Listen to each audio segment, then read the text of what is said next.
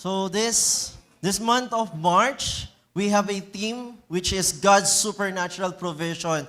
We talk about that this year, we declare that this year, 2026, is God's supernatural favor in our lives. And we talk about in January that God's supernatural, our supernatural God. That means supernatural favor must come to a supernatural God. And on February, we talk about God's supernatural love. If our God is a supernatural God, then it means His love towards us is supernatural. And for this month of March, because God loves you, tell to your neighbor, God loves you. Because God loves you, He will provide for everything that you needed. Amen? We will declare this in this month that God's provision is not just normal provision, but it is a supernatural provision. But the question is, let's clap our hands. Let's clap our hands. But the real question is, how much is our capacity to receive that provision? So our topic for this morning is all about bring me another vessel. So let me ask you an honest question. Have you ever looked at your situation and said or asked God, Lord, how will this work? Maybe you look at your budget and said, how will I provide for them? Maybe you look at your future and ask, Lord, where will the provision come from? The truth is this, almost everyone in this church has experienced a moment where we have is not enough for what we need. Not enough time, not enough strength, not enough resources, or not enough opportunities. And in those moments, we ask God, Lord, will you provide? But today, I want you to show something powerful from the Bible. God's provision is not just normal. Sometimes it is supernatural. Provision that does not make sense. Provision that comes at the right time. Provision that multiplies what looks small. And that is why our theme for this year is the year of supernatural favor. And this month, we will talk about God's supernatural provision. But here is something very interesting. In the story that we will going to read today, the miracle did not stop because God ran out of power. The miracle stopped because they ran out of containers. Think about that. God still had oil to give, but there were no more vessels to receive it. Which teaches us something important this morning.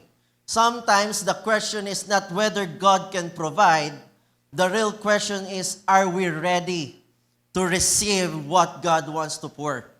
Because God's supply is unlimited, but our capacity often determines how much we receive. And today, we will look at a powerful story in the Bible about a widow who experienced God's supernatural provision, but her miracle started with empty vessel. Let's open our Bible to 2 Kings chapter 4, verse 1 to 6. But before we read our Bible, I encourage everyone to close their eyes and we will pray.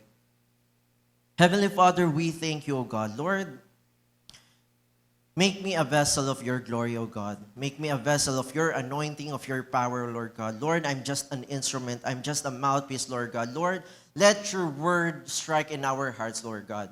Lord, not my preparation, Lord Jesus, but Lord, your conviction, Lord Jesus.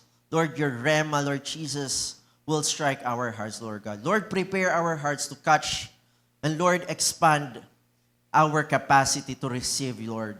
Lord, this is what we pray in the mighty name of our Lord Jesus Christ. Amen and amen. Let's clap our hands for our Lord. Let me tell you a story in 2 Kings chapter 4. There was a woman in Israel whose husband was just died. Her husband was not an ordinary man. He was the son of the prophets, someone who served God faithfully. But when he died, he left her family with debt. Now, in that time, if someone could not pay their debt, the creditors had the right to take their children as servants or slave until the debt was paid. So imagine this widow. She is grieving the loss of her husband, and now she is about to lose her 2 sons. She was desperate. So she ran to the prophet Elisha and cried out, "Your servant, my husband, is dead.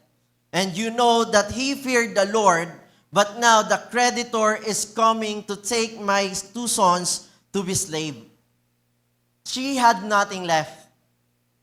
No money, no protection, no option. So Elisha asked her very simple question. He said, "What do you have in your house?" Sometimes we have situations, we have problems in our lives, and when we pray, the Lord will not give us exact answers, but He will ask us, what do we have? And those things that we have, can be used by God to bless us. So the widow probably looked around in her small home. Maybe there were empty shelves.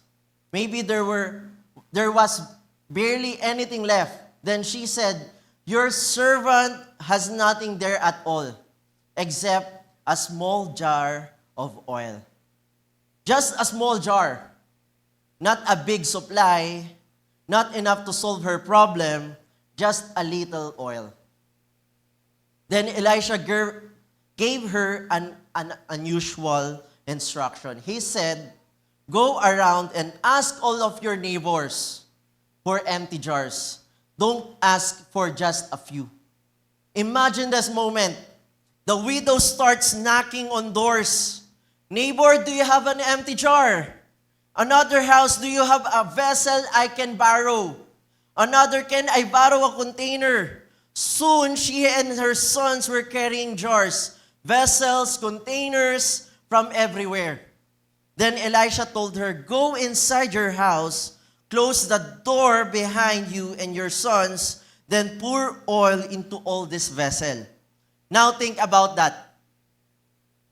She only had one small jar of oil, but she had many empty vessels. Still, she obeyed. If we will put our shoes in her place, we must think, paano ba mangyayari? Lord, how will you do miracle in here? But still, she obeyed. That's faith. Even if you don't know what will be the result, you will still obey the instructions of the Lord. She closed the door, as Elisha said. Her sons brought the first empty vessel and started pouring. And something incredible happened. The oil kept flowing. The small jar kept pouring. One vessel became full, then another, then another. Her sons kept bringing empty vessels, and the oil kept flowing. It did not stop. It kept pouring. Until finally, one of the sons said in verse 6, "And it came to pass when the vessels were full, and she said unto her son, Bring me yet a vessel. And he said unto her, There is not a vessel more. And the oil stayed." In New King James Version, it says, "So she went from him and shut the door behind her and her sons, who brought the vessels to her, and she poured it out. Now it came to pass, when the vessels were full, that she said to her son, Bring me another vessel." When we talk about God's provision, many people think it determined by how big the need is. They think, if my need is big enough, maybe God will provide. But in the Bible, in this story, we read today, we discover something surprising. The miracle was not limited by God's power. The miracle was limited by the number of vessels available. Let me say that again. The oil did not stop because heaven ran out. The oil stopped because there were no more containers. Because there was no more capacity to receive. This tells us something powerful about God's supernatural provision. God's supply is unlimited, but our capacity determines the flow. It means the Lord is willing and much more ready to give your blessing, to give your breakthrough. But the question is, are we ready to receive that blessing? Are we ready? Our capacity, does our capacity ready to receive supernatural provision? So, but the real question is, can God provide? Because if we will answer that, our answer will be definitely yes. Before we are created, God already provided everything that we need. Before God created humans, before God created Adam and Eve, He first created everything that we will need. From day 1 to day 5, He created everything. He planned for everything for us before He created us. So before we ask for provision, God has already provided for everything. But the question is, how much capacity do we have to receive what God wants to pour? Our response to God's capacity to give is in these 3 things. Are we ready? First, is capacity begins with obedience. In 2 Kings chapter 4 verse 3, go borrow the vessel abroad of all thy neighbors, even empty vessels, borrow not a few. Notice this. The prophet did not say, here is money. Her problem is money, right? And he asked for money, for support, for financial support. But Prophet Elisha did not give her money. But he gave her instructions from the Lord. He said, borrow vessels. Manghiram ka ng lalagyan. Imagine the situation. A widow going around the neighbor knocking on doors. Imagine, nanghihiram ka ng pera tapos inutusan ka pag ganito gawin mo, manghiram ka ng lalagyan. Ba? But because that we don't know Elisha is a man of God, and the instructions from man of God is instructions from God, he obeyed. He obeyed. Imagine the situation. Excuse me, can I borrow your empty jar? Some neighbors probably thought, why does she need so many jars? It probably didn't make sense, but her miracle was hidden inside her obedience. Now, sometimes, our miracle, our breakthrough is hidden in our obedience. If we will just obey carefully and fully the instructions of the Lord, then our miracle, our provision, our breakthrough will come to pass. The oil did not flow first. The obedience came first. God's supernatural provision often follows radical obedience. So if we want to experience God's supernatural provision, we must first understand what is the instruction of the Lord. And if we know, and if we heard the instructions of the Lord, we must obey it, regardless of what we think.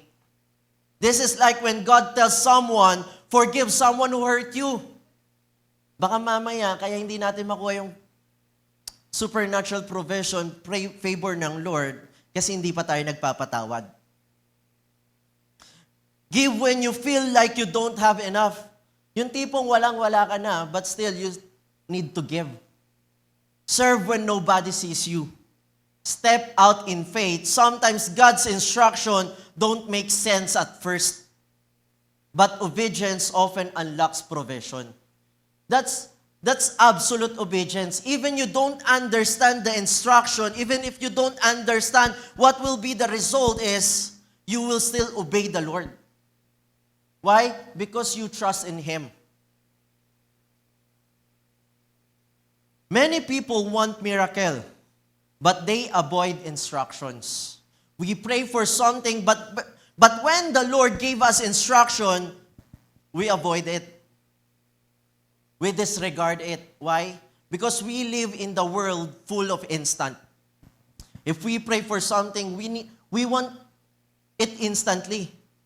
But our God is not a genie that if we pray for patience, then in a snap, we have patience. It takes process. It takes instructions to be followed so we can get our prayers. But in the kingdom of God, provision often follows obedience. It's like a student who wants to graduate but refuses to study. We pray, Lord, I want to pass my exam, but we didn't review. Lord, I want promotion, but we go to work late. We are not diligent in our work. How could we get promotion? So, our prayer must have actions. We just don't pray and pray and pray and then sit in our home and wait for our prayers to be answered. We need to take actions. We need to obey what are the instructions of the Lord. So our prayers will be not just heard, but it will happen. Or someone who wants to be healthy but refuses to exercise. We want the result, but sometimes we avoid the process. In the same way, spiritually, God's supernatural provision often follows radical obedience. We walk by common sense. We read it together. Next slide. 1, 2, 3. We walk by common sense. We drive by principles. We fly by instructions. What does it mean? When we are walking, you don't need a manual. You just use pure common sense. If there is a hole in front of you, you avoid it, right? If something is blocking the way, you go around it. Walking is simple. But when you start driving a car, it's different. You cannot just use common sense. You must follow principles. There are traffic rules. You must know when to stop, when to go, and when to yield. If you ignore those principles, you might cause an accident. But when you are flying an airplane, it is on another level. A pilot cannot just rely on common sense. He cannot just guess what to do. A pilot must follow precise instruction. There are instruments. There are control tower. They are detailed flight procedures. Because when you are flying, one wrong move can bring the plane down. And many people will be madadamay. Many people try to live their lives only with common sense. Others lives by good principles. But when you are walking with God and believing for supernatural things, you must learn to follow God's instructions. Like when Elisha told the widow, go borrow empty vessels. She didn't ask why, but he followed. Because it is the instruction of the Lord. The instruction carried the miracle. Because the kingdom of God sometimes your breakthrough is hidden inside an instruction from the Lord. The difference between where you are now and where you are meant to be in life is covered by our capacity to obey. Many times the issue is not about God is not speaking. that God is not doing anything. But the issue is whether we are willing to follow His correction and discipline. Why? No one wants to be disciplined. Why? Discipline is painful. It is not easy. It takes courage. It takes strength to be disciplined. But it says in Proverbs 13 verse 18, whoever disregards discipline comes to poverty and shame. But whoever heeds correction is honored. In other words, we ignore correction, we limit our future. But when we accept God's discipline and instruction, it positions us for honor and growth. Sometimes breakthrough is not waiting for more blessing. Sometimes it is waiting for greater obedience. But the widow did not just obey. Hindi lang po siya sumunod. She also had to do something else. She had to believe that God could multiply what she had. So, in our point number 2, capacity requires faith for expansion. In verse 4, it says, "And when thou art come in, thou shalt shut the door upon thee and upon thy sons, and shall pour out into all the vessel." Here is the situation. She only had a small jar of oil. Just a small jar. But she prepared many vessels. That required faith. Yung tipong, alam mo sa sarili mo, onti lang yung meron ka. You just have a little. But you bring so much vessel. Paano mapupuno lahat yun? Baka nga yung isa hindi pa mapuno eh. But, meron siyang faith eh. We will not obey God if we don't have faith. Why? We will not believe that God will multiply what we have. But because she have faith that the Lord will multiply what she had in a little, she obeyed.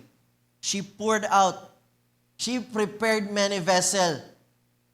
Because logically you would say this oil is not enough, but faith says what I have may be small, but God can multiply it. This reminds me of a farmer. Before harvest season comes, the farmer prepares the land. He plants seeds, he prepares the soil. Why? Because he expects a harvest. Faith prepares space before the miracle arrives. So, maybe, just maybe, our miracle has not yet coming because we are not preparing for it. We are praying for project inheritance for almost 2 years. Pinagpe-pray po natin. But Pastor Ronald told us, do we have a land in mind? Do we have a land to be prayed for? Then we are rebuked. Oo nga, pray for project inheritance, pray tayo ng pray para sa lupa, pero wala pa tayong tinitig ng lupa. That's why now we are eager to find a land so we could pray for it. We could pray for the instructions of the Lord. Why? That is faith. Even if we don't see the result yet, we are preparing for it. Ganun din po yung ginagawa natin in our services. We prepare ourselves so we could be. Ready po tayo pag inilagay na tayo ng Lord sa mas malaking lugar. Sabi nga po dito in Hebrews chapter 11 verse 6, "But without faith it is impossible to please Him. For he that cometh to God must believe that He is, and that He is rewarder of them that diligently seek Him." God is pleased when we trust Him. Faith means we believe God is real. God is able. God is good to those who seek Him. When we come to God, we don't come with doubt. We come believing that He listens. He cares, and He responds regardless of what we feel. Because the Bible says, God rewards those who sincerely seek Him. The size of the miracle was determined by many vessels she prepared. Sometimes believers pray like this, Lord, bless me. But we are not preparing for the blessing. Example, praying for influence but avoiding responsibility. Praying for promotion but not improving our skills. Praying for opportunity but refusing to grow. Many believers want big miracles but prepare small vessels. Faith prepares room for what God has not poured yet. So if you are praying for a big miracle, you must prepare your capacity. You must prepare your heart. Lord, am I ready to receive this? Lord, am I ready to receive my breakthrough, to receive my provision? In John chapter 15, verse 5, it says, I am the vine, you are the branches. He who abides in me and I in him bear much fruit. For without me, I can do nothing. In simple terms, Jesus is saying this, our lives are like branches. He is the source. A branch cannot bear or produce fruit by itself. It only produces fruit when it stays connected to the vine. In the same way, our lives cannot produce the things God wants. Not provision, not fruit, not growth, if we are disconnected from Christ. That's why capacity is not just about doing more.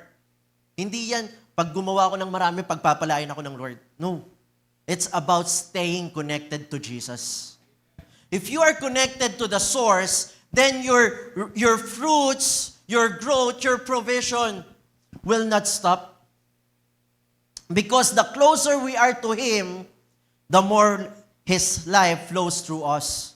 And that's where supernatural provision begins. Your intimacy in Christ is directly proportional to your faith in Christ.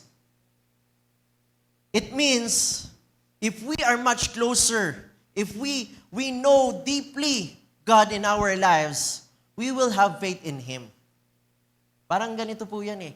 Sa magulang po natin, parang yung baby po sa magulang, payagan niyo lang po ako magtagalog konti.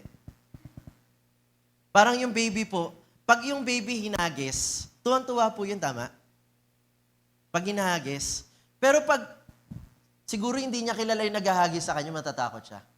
Kasi alam nung, kahit sino po alam niya sino yung naghahagis sa kanya eh. Alam niyang hindi siya ipapahamak. Ganon po tayo sa Lord. If we know our God, and our God will not, hindi tayo papabayaan, hindi tayo ipapahamak, we will have faith in Him. Right? So, our faith is directly proportional to our intimacy with God.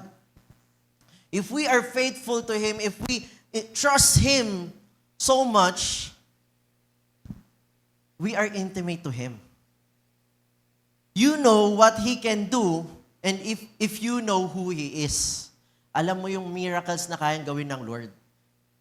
Alam mo yung everlasting love ng Lord. So, alam mo, paano mo malalaman yon?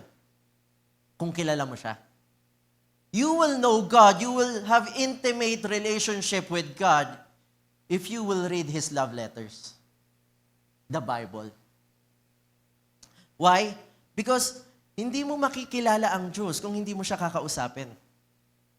No one around here will know someone if you will not talk to that person.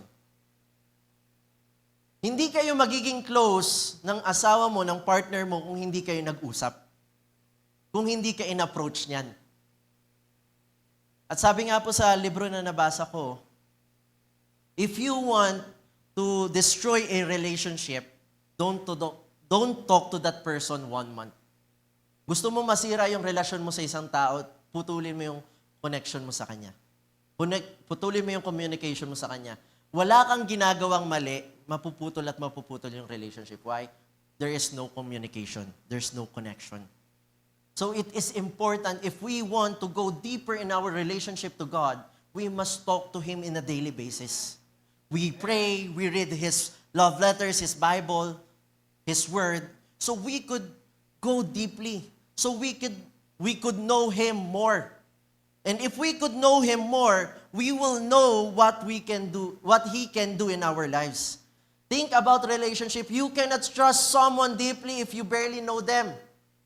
The more time you spend with someone, the more you trust them. The same is true with God. Our intimacy with Christ increases our faith in Christ. The more we know Him, the more we believe what He can do.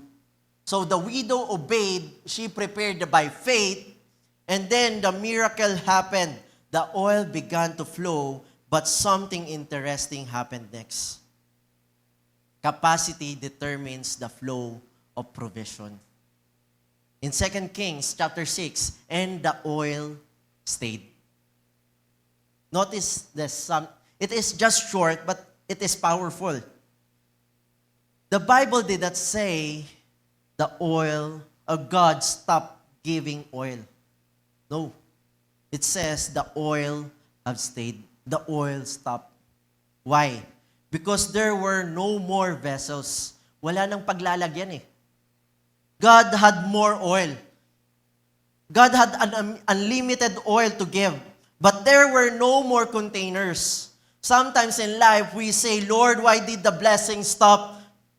But maybe the question is, did we run out of vessels? Kaya isa po sa natutunan ko kay Pastor Dennis has so much vessels.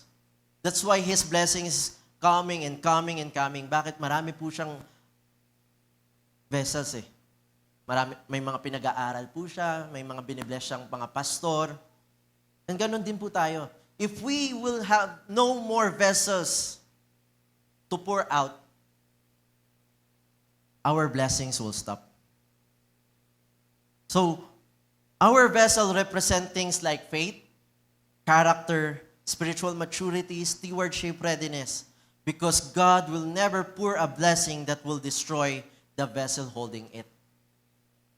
And the Lord doesn't want to, ayaw ng Lord nang may nasasayang eh. Remember in the miracle of five loaves to fish. Marami po yung natira. At the end of the story, sabi doon, marami yung natira. At ang sabi ng Lord, ipunin lahat ng natira. Bakit? Kasi may gagamitan pa. Why? Ayaw ng Lord ng may nasasayang. Ayaw ng Lord na yung blessing niya, hindi tayo nagiging responsible. That's why His blessing is directly proportional to our accountability. If the Lord saw us that we are accountable enough, He will give us our breakthrough. Back in the Bible, the parable of the talents, the Lord gave them not equal, but it depends on their accountability. The Lord gave one 5 talents, another one 3, and another one is just 1. Ibig bang sabihin nun unfair yung Lord natin? No. He just knows us. He knows us. He knows our capacity.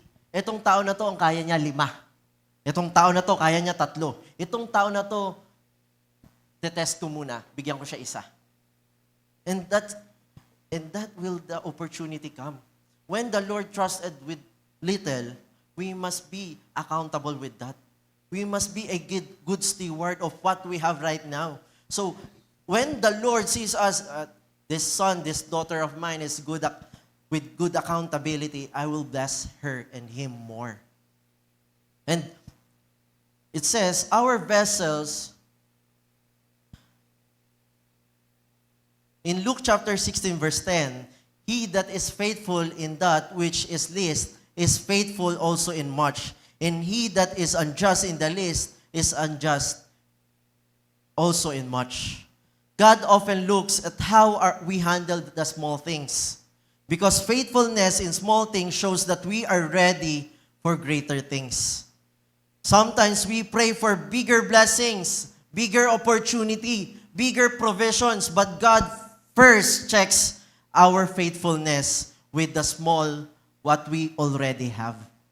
Because in God's kingdom, increase follows faithfulness. Are we faithful enough to what we have right now? Are we accountable enough to what we have right now? Our money, our family. Why? Because if we mismanage something, we will lose it. If we will mismanage our health, we will lose it. If we will mismanage our money, we will lose it. If we will mismanage our family, we will lose it. So, the Lord wants us to be a good steward, to be a good manager of what He have entrusted in us. What we have is not our own. Kung anong meron tayo, hindi naman po ito atin. We just napagkatiwalaan lang tayo. So, ang panalangin po dapat natin, Lord, maabutan mo kaming mabuting katiwala. God releases greater things to those who can handle, steward what they already have.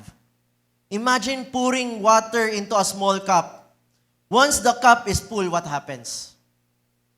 The water spills. So what do you need? A bigger container. Sometimes, before God increases provision, He increases capacity. So baka kaya hindi lumalaki yung blessings na nakukuha natin from the Lord kasi hindi natin pinapalaki yung capacity natin, yung container natin. Bakit? Kasi nanatili na tayo, okay lang ako dito. Sometimes, gusto kong pagpalain ng Lord. Konting Tagalog lang ulit. Sometimes gusto kong pagpalain ng Lord. Pero napipigil yon sa word na hiya. Ay, hindi, okay na ako. Okay na ako dito. Uy, gusto kitang pagpalain. Gusto kitang i-bless sa masarap na pagkain. Hindi, okay na ako sa turo-turo lang. Saan mo gustong kumain? Okay na ako sa fishball kikiam. But the Lord wants you to experience what's the best for you. He wants you to experience something that you haven't experienced yet. Pero hindi mo maranasan because you are shy. You are too shy to accept help from others. That's ego. That's pride. Minsan nakala natin yung pagiging mahiyain, that's humbleness. Ay, ano ako eh. No, it's not humbleness, it's pride. Too much timidity is pride. Ayaw mong mapahiya, ayaw mong isiping kailangan mo ng tulong. That's pride. So the Lord cannot bless you if you won't acknowledge you want help from others. Bakit? Ang pagpapala po ng Lord, minsan ginagamit niya ibang tao. If someone cannot handle 1,000 well, giving them 1 million might destroy them. Kung sa 1,000 pa lang hindi na tayo mabuting katiwala, paano pa sa 1,000,000? If someone cannot handle influence with 5 people, giving them influence over 5,000 people may harm them. Kung yung mga ilan nga pong mga tao hindi natin mabisita, makamusta, paano pag pinarami tayo ng Lord? That is why God often develops character, faithfulness, discipline before the bigger blessing. Inaayos muna tayo ng Lord para niya ibigay yung breakthrough niya sa atin. Para hindi masayang yung inihanda sa atin ng Lord. So today, we see 3 powerful truths. Capacity begins with obedience, capacity requires faith to expand, and capacity determines of provision. Let me end with this question. How much capacity do you have for God's supernatural provision? What if the widow borrowed twice as many vessels? Paano kung mas marami pa yung hiningi niya? Paano kung, siguro baka kasi mamaya nahiya na siya, dami ko nang hiniram. Pero paano kung hindi siya nahiya? Paano kung dinamihan niya pa? Dinoble niya pa? The oil would have continued flowing. What if she borrowed 100 vessels? The oil would have continued flowing. The limit was not heaven. The limit was her capacity, her vessel.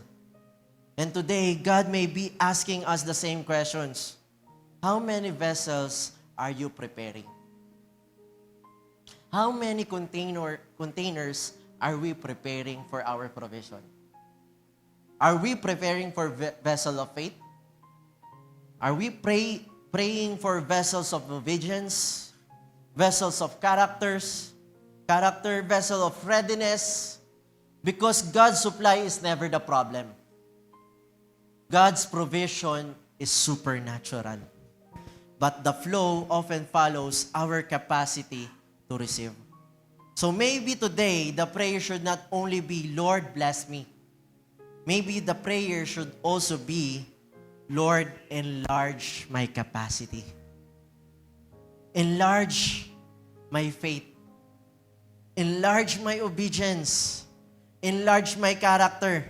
So that when you pour out your breakthrough, your provision for me, my answered prayer, I will have enough vessels to receive it. So, let's ponder on this question. How much capacity do we have right now for God's supernatural provision? Why? Because the Lord is much more ready to give you breakthrough. Maybe you are praying for something, I don't know what it is, but maybe you are praying for something for a very, very long time. You are waiting and waiting and waiting, but still it is not yet come. Just maybe, because you are not preparing for it. You are not, if you are praying to have a son or a daughter, maybe you need to prepare for it. Because preparation shows faith. If you prepare for something, it requires faith. It requires faith. If you are preparing, Lord, makapag-aral ako sa mga estudyante na nandito, Lord, makapagtatapos ako ng pag-aaral, you need to prepare for it. Lord, makakagraduate ako laude. Laude. It is not impossible. It is possible. You just need to prepare for it. Hindi ka mag-aaral ng parang bahala na. Sometimes we use faith ng ganito. Bahala na si Lord. Yes, it sounds faithful. But if we say, bahala na si Lord, and we will sit in our house, do nothing, that's not faith. Why? Faith without action is dead. Kailangan pag naniwala tayo sa Lord, nanampalataya sa Lord, hahakbangan natin yung pananampalataya natin. If we have this kind of faith that, Lord, you have already blessed me, then live as if you are blessed. Ibig sabihin, kung alam mong pinagpala ka, you will live as if pinagpala ka. Hindi ka malungkot, hindi ka parang pinagbagsakan ng langit at lupa. You live as if you are so much blessed. Why? Because that's faith. Nilalakaran na natin yung sinasabi ng Lord na gusto niyang ipamuhay natin. Why? If the enemy comes to steal, kill, and destroy, the Lord comes to give us abundant life. Dito ko po tatapusin. I will end with this. The Lord wants for you is to have abundant life. The word abundant doesn't mean just enough. Makaraos lang sa araw-araw. No. That's not the will of the Lord for us. He wants more than enough. Why? Bakit kailangan more than enough? Bakit kailangan hindi? Pwede naman yun. Di ba sabi nga, simplicity is beauty. Simple life, okay na. Bakit Pastor, kailangan more than enough? For us to be a vessel to others. So we could be a blessing to others. How can we bless others if we don't have something? We cannot give something we don't have. Ibig sabihin po, kung wala kang sobra sa'yo, paano ka magbibigay sa iba? That's why the Lord wants you to have more than enough so you could bless more people. Parang ganito po yan eh. Yung alam niyo po yun sa mga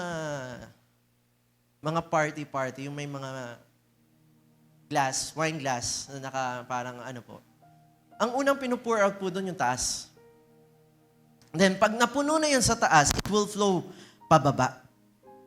Imagine, kung ang uunahin po sa baba, hindi yun papaakyat. So, minsan, as parents, as leader of the church, pastors, leaders, volunteers, ikaw muna yung unang pagpapalain ng Lord. Para pag pinagpala ka niya na at napuno ka na, maging pagpapala ka rin sa iba. So, ang magulang unang nagpapala yan ng Lord sa family para maging pagpapala siya sa family niya. Naalala ko po nung bago ako mag-full-time.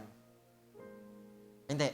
Full-time na po ako noon. Naalala ko nung unang tungtong po nila Pastor Dennis. Pastor Dennis pa lang po yun. Ang unang tanong sa akin ni Pastor Dennis noon, anak, magkano allowance mo? Then, sinabi ko sa kanya yung allowance ko. Sabi, paano ka naging pagpapala sa family mo? Sabi ni Pastor Dennis, this is my prayer and gusto ko ito yung mangyari, na ang church ay maging pagpapala sa iyo para ikaw ay maging pagpapala sa pamilya mo. Why? At first, my family, alam po yan, nandiyan po yung kapatid ko na nakikinig. Ayaw po ng father ko na magpastor ako. Bakit? Kasi nga po, walang yumayaman sa pagpapastor. Mukha lang po akong mayaman. Gwapo lang po ako. I'm just handsome.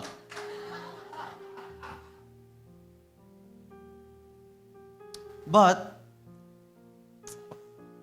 nung naging pagpapala po ako sa family ko, tumaas lang ng konti.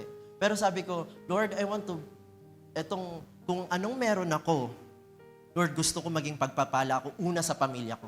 Bakit kailangan una sa family? First, family. Hindi pwedeng pagpapala tayo sa ibang tao pero sa pamilya natin hindi. We must be first a blessing to our family.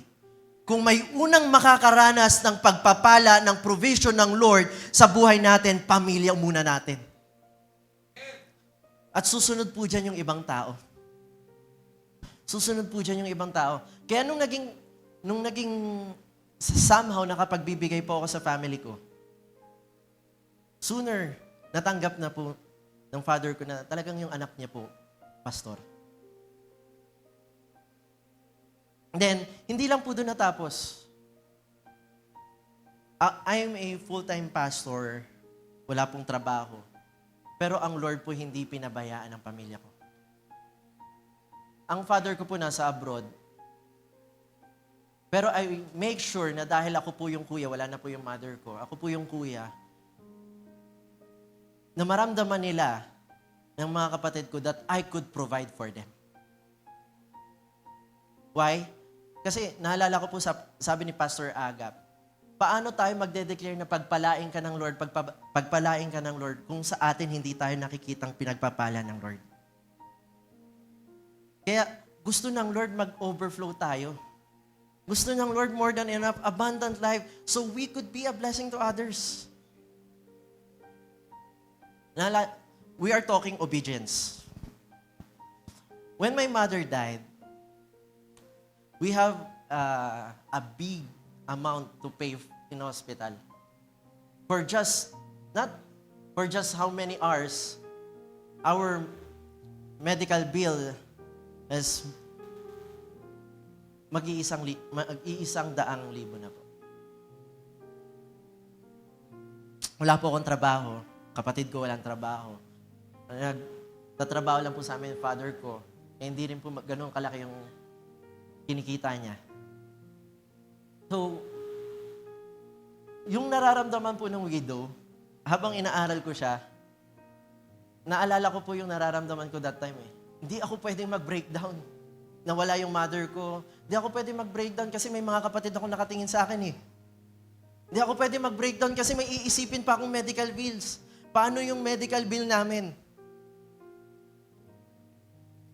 Yun yung nangyari doon sa widow eh. meron siyang namatay na asawa. Pero kailangan niyang isipin yung utang ng asawa niya. Bakit? Kasi mawawala din yung dalawang anak niya.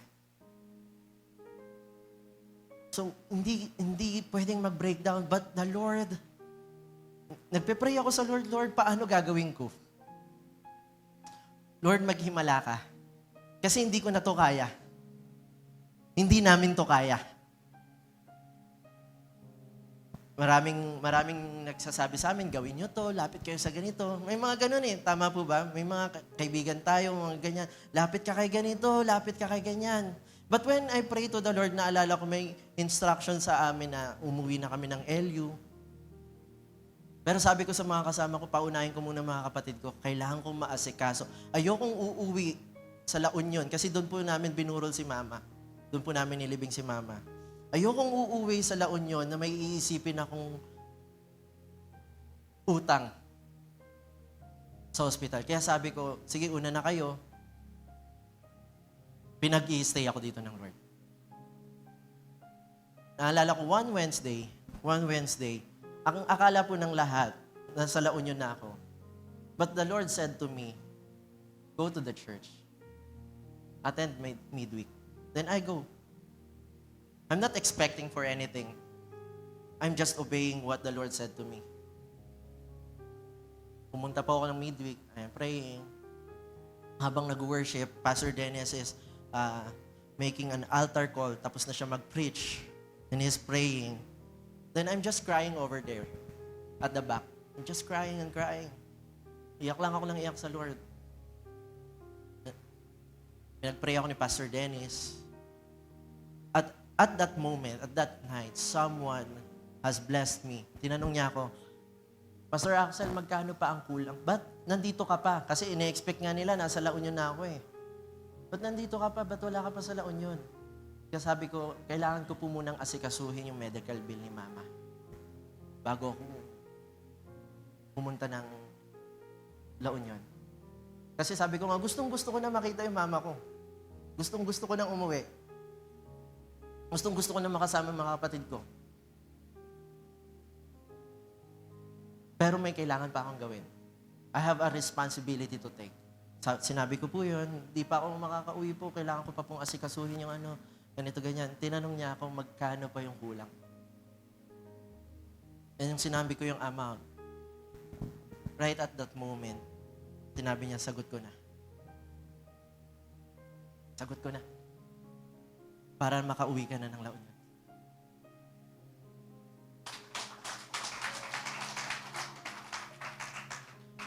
I can't forget that moment. Kasi, yun po yung provision ng Lord eh. Na pag inaalala ko, the Lord has provided everything. We just need to ask. That time, yun yung container ko eh. Yung sinabi ko, magkano yung kailangan. Pwede akong mahiya eh. Kilala niyo po ako, mahiyain po ako. Hindi ako nangihingi. I will not ask for something. Kahit sa sponsorship, hindi po ako lumalapit for sponsorship. Right at that moment, pwede po akong mahiya eh. Hindi, ano na po, kaya po namin. Lalapit po ako kay Mayor, lalapit ako kay Congressman. Kaya na po yun. But the Lord gave me faith that moment to say, kasi ano po yun eh, humbling experience yun eh. Na sabihin magkano yung kailangan ko at tanggapin yung inaalok niya sa akin. Kasi pwede ko po, hindi nakakaya naman po. Ngayon, ganyan. Pero yun po yung sinasabi natin, yun yung tinuturo natin eh. Capacity to obey the instructions of the Lord. What if, just what if, hindi ako nakinig sa Lord? Hindi ako mattend ng Sunday, and Wednesday na yon. Busy ako kakahanap ng pera.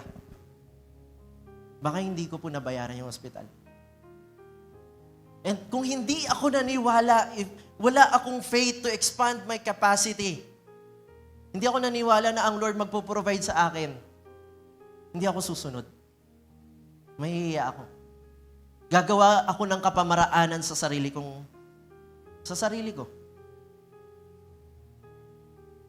At sinabi ko nga po, dahil sa pagpapalang yun, nagsimula, maging pagpapala din po ako sa family ko. I don't have many, but I would always make sure that I could be a blessing to my family. Doon po nagsimula yung overflowing blessing ng Lord sa buhay ko. This coming Tuesday, I'll go to Vietnam. Nagpapaalam na po ako. Sa susunod na Sunday po, hindi niyo po muna ako makikita. Going all expenses paid. Bayad na po. Provision po ng Lord. Ulitin ko po, wala po akong trabaho. I don't have a job. Nakaasa lang ako sa Lord. Then, ang dami pong trip eh. Sabi nga ni Pastor B, ang dami nating lipad. Minsan iniisip ko, Lord, saan ko kukunin tong mga pangbayad na to? Yung mga plane ticket and everything. But sabi ko, Lord, ikaw yung nagdala sa akin dito. Ikaw ang magpo-provide sa akin. Hindi ko... Amen po ba? So if you are praying, tayo po tayong lahat. Tayo po tayong lahat. We will close in prayer. If you are praying for something big, prepare big. Don't just prepare for a small vessel. Prepare a big vessel that can occupy your breakthrough. I don't know what your prayers are.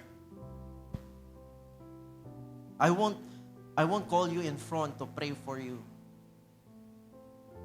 But if you want to expand your capacity, to enlarge your capacity, just raise your hands. And the Holy Spirit will guide you. The Holy Spirit will anoint you. And we are not the one who's anointing you. The Holy Spirit does. So, kahit hindi ko po ilay yung mga kamay ko sa inyo, if you will just believe that the Lord will enlarge your capacity, surely the Lord will. And if you believe, if you have faith that, Lord, you will multiply what I have right now, just raise your hands. Just raise your hands. And the Holy Spirit will anoint you. Let's pray. Heavenly Father, we thank you, Lord Jesus, for this morning, Lord Jesus. Lord, we thank you for the message that we have received. Lord God, just like the widow, Lord God, Lord, enlarge our capacity to receive what you are meant to pour for us, Lord Jesus. Lord, for our breakthrough, Lord God, if we are praying for something, Lord, enlarge our capacity. And Holy Spirit, wala kang lalagpasan sa mga oras na to. Lord, you see those hands, Lord God, having their faith, Lord God, that you will enlarge them, Lord God, enlarge their hearts, their faith, their characters, Lord God. Lord, anoint them, O God. Anoint them with your power, with your faith, O Lord Jesus. Lord, we thank you, Lord Jesus. And Lord, right now, we receive the enlargement of our capacity, Lord God. Lord, we believe, Lord God, that our breakthrough is coming, Lord God. That this year, supernatural favor will come. Supernatural healing will come. Supernatural favor, provision will come, O God. And Lord, we believe it by faith, Lord Jesus. Lord, today we have received a new vessel, Lord Jesus. A much more vessel, Lord God. Lord, a larger container, Panginoon, for our breakthrough, Lord Jesus. Lord, this is what we pray in the mighty name of our Lord Jesus Christ. Amen and amen.